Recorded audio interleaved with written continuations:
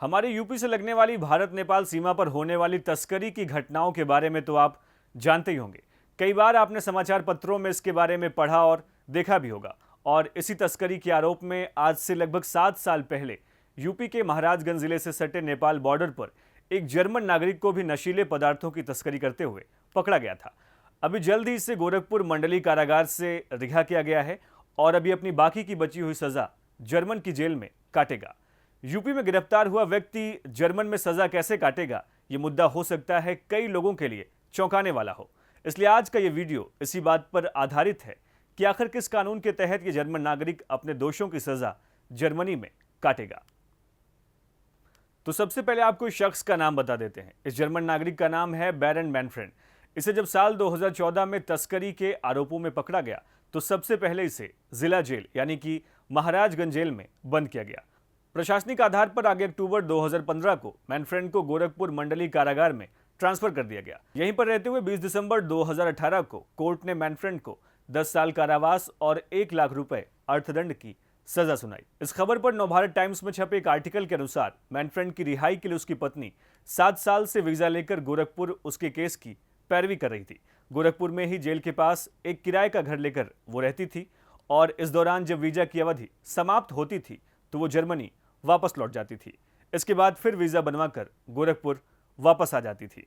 यानी ये कहानी काफी इंटरेस्टिंग है। लेकिन अब इस कहानी के असली मुद्दे पर आते हैं। जर्मन नागरिक मैनफ्रेड अब तक भारतीय कोर्ट के आदेश के अनुसार 6.5 साल की सजा काट चुका है। ऐसे में बाकी बची हुई सजा के लिए अब गोरखपुर पुलिस सबसे पहले इसे लेकर दिल्ली जाएगी और यहां पर भारत जर्मन प्रत्यर्पण संधि के तहत मैनफ्रेड को जर्मन दूतावास के अधिकारियों को सौंप दिया जाएगा। अब यहां यह जानना जरूरी है कि आखिर ये प्रत्यर्पण संधि है क्या।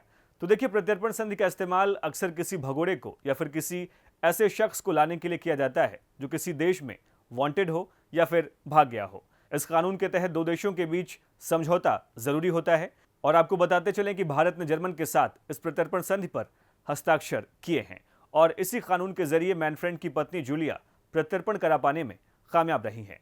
भारत से भी भागे किसी अपराधी को यदि भारत लाना है तो उसे भारतीय प्रत्यर्पण कानून 1962 के हिसाब से ही वापस लाया जा सकता है।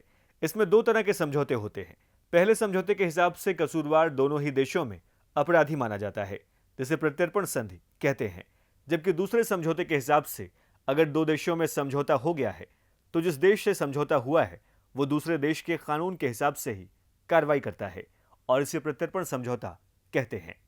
आपको बताते चलें कि वर्तमान में भारत की 40 से अधिक देशों के साथ प्रत्यर्पण संधि है और 11 देशों के साथ प्रत्यर्पण समझौता है। एक डेटा के मुताबिक भारत 16 साल में 23 देशों से 65 भगोड़ों को ही वापस ला पाई है।